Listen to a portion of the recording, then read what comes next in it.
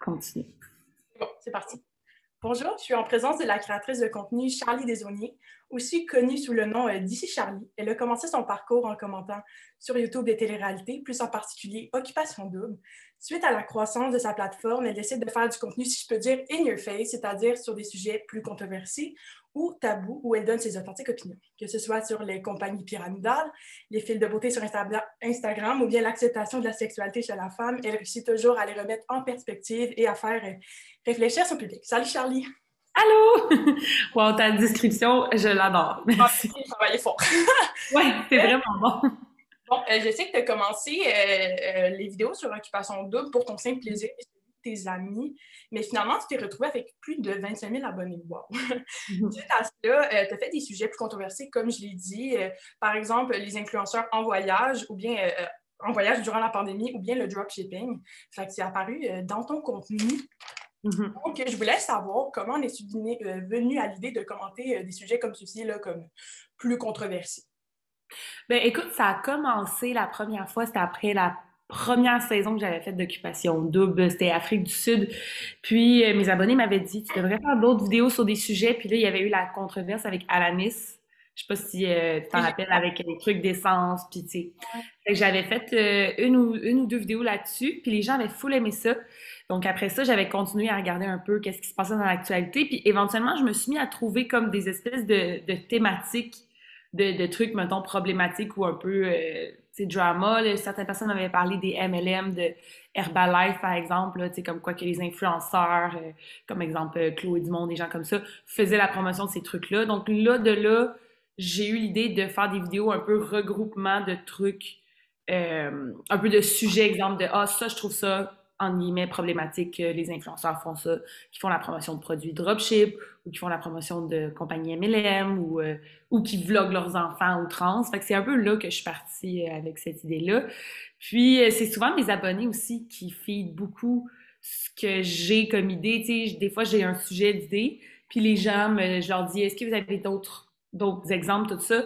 Donc, c'est là que, aussi, je me fie beaucoup à ce que les gens me disent, puis qu'est-ce que eux, ça les choque ou quoi que ce soit. Puis là, je m'informe, puis là, je vois si je trouve que ça vaut la peine de faire une vidéo ou pas par rapport à ça. Ben, c'est ça qui est le fun, si on peut vraiment trouver une proximité, je trouve, avec tes vidéos, parce que ta manière de t'exprimer dans tes vidéos est vraiment appréciée de ton public. Donc, parce que tu es vraiment authentique, puis tu donnes tes opinions honnêtes, puis ça permet au public beaucoup de s'identifier.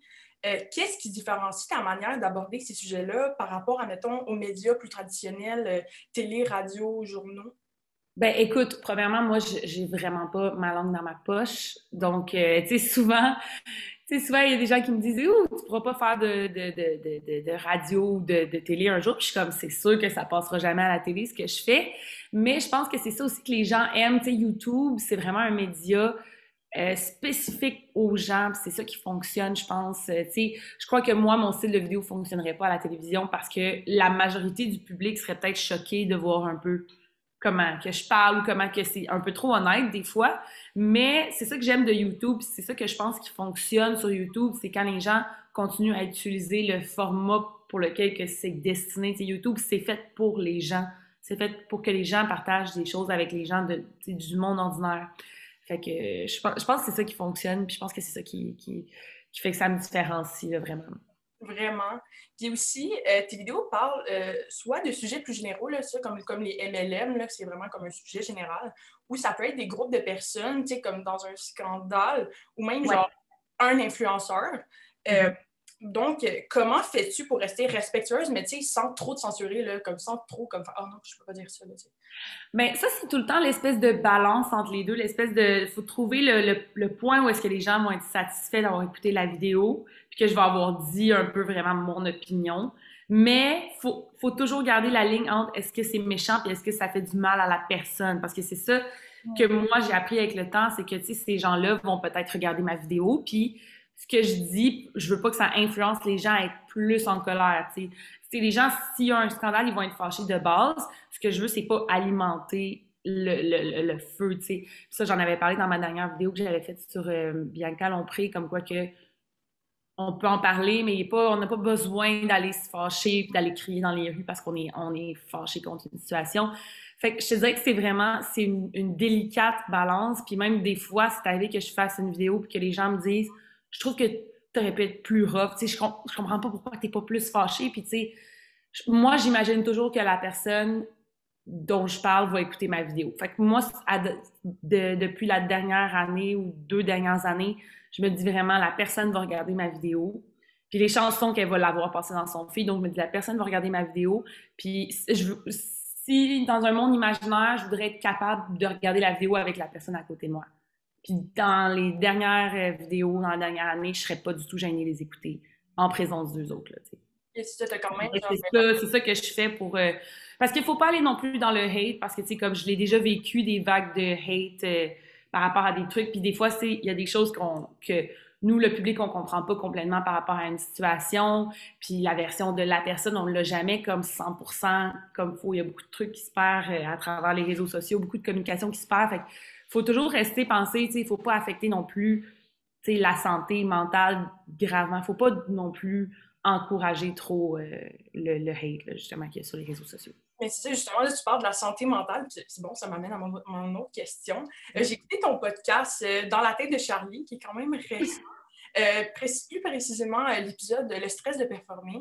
Puis tu parles de la pression et du stress qu'engendrent les réseaux sociaux et comment ceux-ci affectent ta propre santé mentale. Tu sais, c'est bien beau de parler des autres influenceurs, leur santé mentale, mais notre santé mentale aussi, ça peut être vraiment affecté. C'est quand même gros, les réseaux sociaux.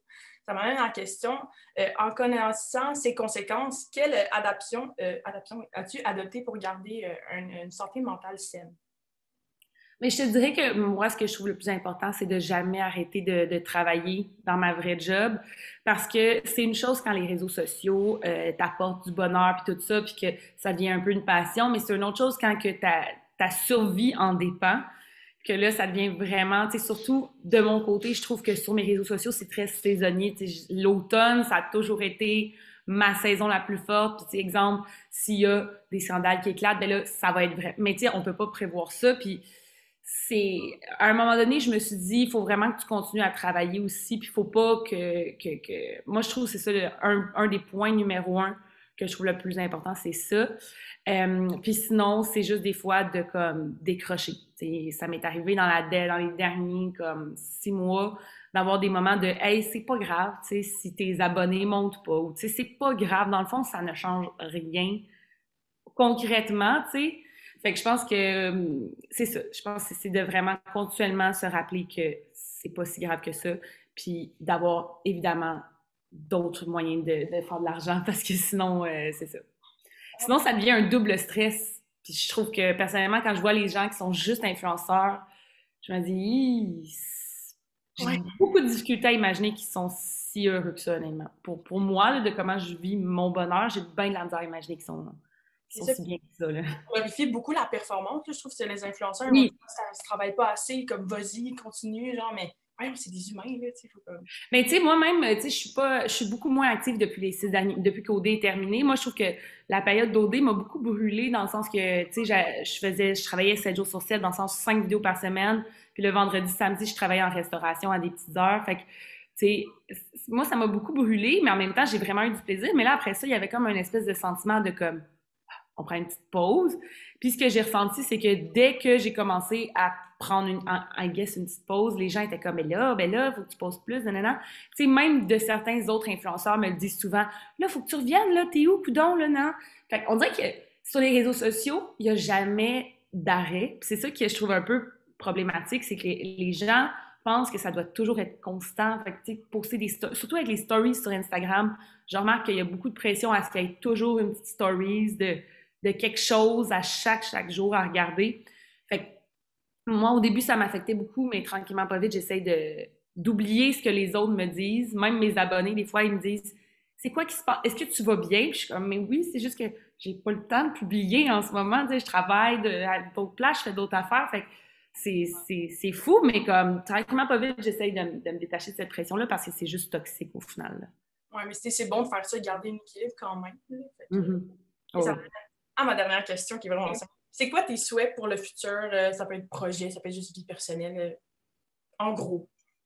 Mon Dieu, mes souhaits. Ben écoute, c'est de continuer mes vidéos, évidemment. Je sais pas pour combien d'années que je vais les continuer. Tu sais, c'est sûr que des fois, je me dis toujours, est-ce que à 35 ans, je vais commenter Occupation Double? On verra. On verra. Mais les souhaits pour le futur, honnêtement, tu sais, il y a une époque que je me disais, ah, j'aimerais peut-être ça, évoluer avec ma chaîne YouTube, tout ça. Pour l'instant, mes souhaits, c'est vraiment de continuer à avoir du fun, de trouver une balance. J'aimerais qu'un jour, tu sais, mon YouTube puisse être vraiment comme, il y a la saison du YouTube, puis il y a la saison de mes autres projets. Donc, je te dirais que en ce moment, c'est plus de trouver la balance entre les deux que de nécessairement être propulsé au sommet. On dirait que c'est plus autant quelque chose qui est important pour moi, mettons. Parfait, la balance, c'est ça qu'on veut. Exactement. La balance, ça veut de la balance.